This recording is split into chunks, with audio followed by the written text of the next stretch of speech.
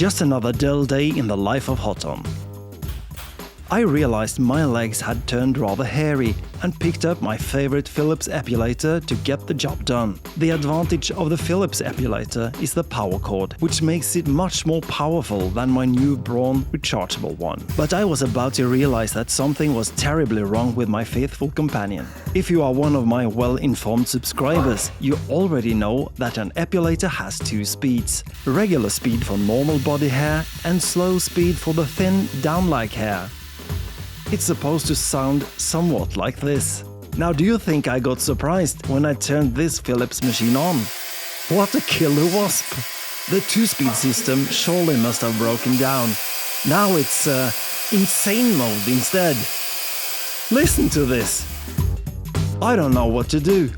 I've lost the instruction manual a long time ago and searched for help with the phrase epilator gone mad on YouTube, which yielded no result. Have you got any suggestions?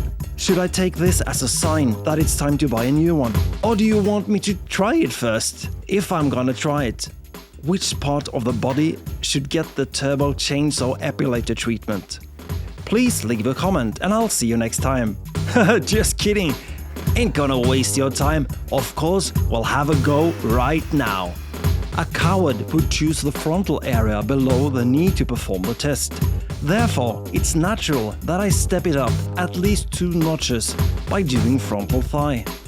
Or why stop there? Let's go high up the inner thigh.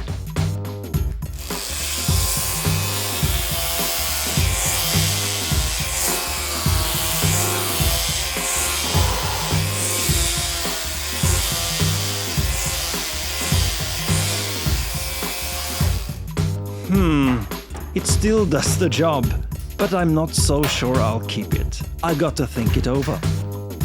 And Philips, if you by chance are watching this video, could you give me some piece of advice on how to perform a proper epilator maintenance?